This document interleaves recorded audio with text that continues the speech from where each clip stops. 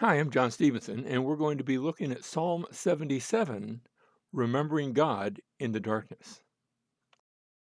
We begin with a superscription for the choir director according to Jeduthun. Now, that term Jeduthun, we've seen that in the past as one of the priestly musicians. He's mentioned over in Chronicles, First Chronicles chapter 25, verse 1.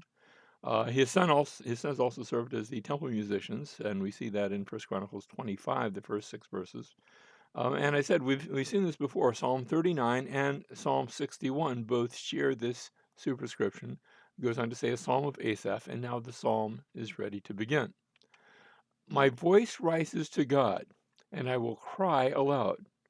And then it repeats, my voice rises to God, and this time, notice, he will hear me. So I'm crying, and he'll hear as I'm praying. Verse 2, in the day of my trouble, I sought the Lord.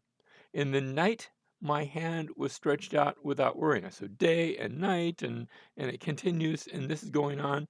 Last line of verse 2, my soul refused to be comforted. So he's crying out to God, but he is not finding any deliverance. Verse 3, when I remember God, then I am disturbed. When I sigh, and this is parallelism, so it's sort of saying the same thing, it's sighing with that remembrance, then my spirit grows faint. Selah. That's our first break. And I'm going to treat these selahs, maybe I should, but I'm going to treat them not only as a musical notation, but maybe as a short break in this case. Verse 5, you have held my eyelids open.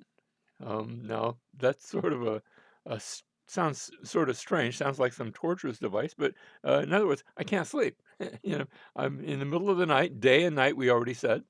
I am so troubled that I cannot speak. I have considered the days of old. And notice the days of old, we already talked about the nights, and we're going to see that again. The years of long ago, then I'll remember my song in the night, and I will meditate with my heart, and my spirit ponders. Again, he's struggling, he's going through this time, and he's wondering, and the sentence isn't finished yet, the line is, but we're going to continue with what is he pondering. Here's the question, will the Lord reject forever? And will he never be favorable again? So this is not an academic, gee, I can't sleep because I've been thinking about, no, he's going through trouble, and he feels like God has left the building, he's left the scene. And not only that, but will he never be favorable again? Is this the end of the story? Is this all that there is? Verse 8 has his loving kindness. Notice that term for forever, olam, and that's what it means. So that's a great translation. But we're going to see three synonyms here in the English translation. They've translated in the same way. So will the Lord reject forever? Verse 8 has his loving kindness ceased forever. You would think that's the same olam, but it's not. And this is netach, and means basically the same thing. And then has his promise come to an end forever? This time it's not one word, it's two. It's lador vador. We would say from generation to generation. That's actually literal, but it means the same thing. Has his promise come to an end from generation to generation? In other words, forever. So we say the same thing, but three different ways. And then verse 9, has God forgotten to be gracious, or has he in anger withdrawn his compassion? And it doesn't include the word, but in other words, is that the way it is for now? And Selah, think about that. I'm in that rejected mode. I'm feeling like God has rejected. It reminds me, by the way, of someone who cried out on the cross, my God, why have you forsaken?" Sort of the same idea, rejected. Why have you forsaken me? And think about this as he paused. We'll come back to this. He was rejected so that we do not have to be rejected. And so he was our rejection on our behalf. But that's not where we're at now. The psalmist is in the middle of feeling that God has rejected, and is there going to be an end to the story? Now, these are rhetorical questions, but they're rhetorical questions that are feeling very real in the mind of the psalmist. And so we continue, verse 10. Then I said, "It is my grief that the right hand of the Most High has changed." You say, "Well, I thought God was unchangeable." And the translators have struggled with this particular verse. The New American Bible rendered that's not the same thing as the New American Standard. The New American Bible renders it, "I conclude my sorrow is this, that the right hand of the Most High has abandoned us." Not just changed, but it's going back to that previous idea. The New English Translation says, "Then I said, I am sickened by the thought that the sovereign one might become inactive." They're trying to get the idea behind it. And then finally, the New Jerusalem Bible goes, "And I said, this is what wounds me, the right hand of the Most High." Notice they still capturing that idea of the right hand of the Most High has lost its strength. In other words, God was there to support, and now he's not. What changed? Who moved? And is this the way it's going to be? That was the question. But verse 11, "I shall remember the deeds of the Lord. Surely," and he repeats it, "surely I will remember your wonders of old. I will meditate on all your work and muse on all your deeds." He's going to stop and not look so much at his problems, but look at he can't look at the present acts of God because it feels like God has changed, but he's going to look at the past acts. Notice the wonders of old, the things that have happened in the past. And so he's going to go back to the past to remember in the past what God has done and remind himself it's the same God that it feels like he's not there today, but he was there in the past. And so let's go on this journey. Your way, O God, is holy. What God is great like our God? And that's another rhetorical question. Now, obviously, there is no other God that's great like our God. And so he is holy, he is great. You are the God who works wonders. You have made known your strength among the peoples. You have, by your power, redeemed your people. And then he specifically talks about those people, the sons of Jacob and Joseph, Selah, the past history of what God has done.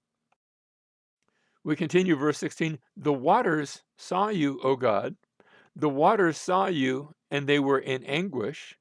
The deeps also troubled." Do you notice there's a water theme here? The clouds poured out water.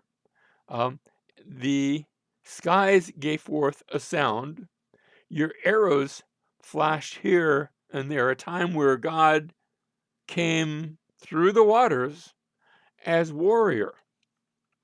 When did this take place? Of course, I can't help but think of the flood, and that's okay. In fact, I look at that part about your arrows flash here and there. Remember, at the end of that, God said, "I do take my bow and set it in the clouds." And we think rainbow. The term there is like bow and arrow. Um, and so that was a time where God's mighty arm came up against the entire world. But I don't think that's necessarily the only image, and that's going to be clearer in the next section. The sound of your thunder, we start off with the water and waters and God's bow, but the sound of your thunder was in the whirlwind. The lightnings lit up the world. The earth trembled and shook. And when you say that, that sounds a little bit familiar from the previous psalm. Back in Psalm 76, verses 8 through 9, the psalmist had said, "You cause judgment to be heard from heaven." That's sort of sounding like here. Here's the line: "The earth feared, not and shook.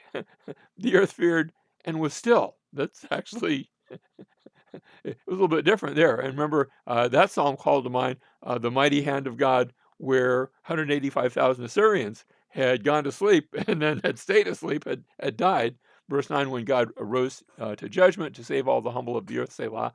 Um, and here's a line, but it changes. Instead of was still, the earth trembled and shook. Your way was in the sea, and your paths in the mighty waters. Now, the way, the paths, and also a last line, we've got three lines here instead of two, and your footprints may not be known. Where did God take them through the waters? Of course, you know this. Verse 20 is going to give the answer. You don't have to wait long for it.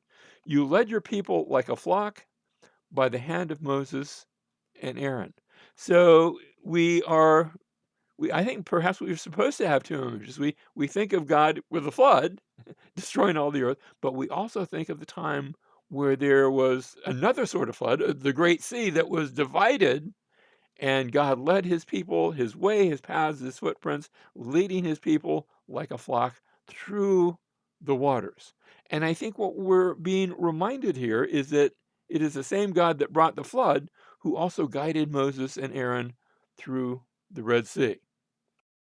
That's good for us because we have a God who's acted in the past, who actually went through the sea of death, the valley of the shadow of death, that place, that dark place for us, so that he took our sins upon himself.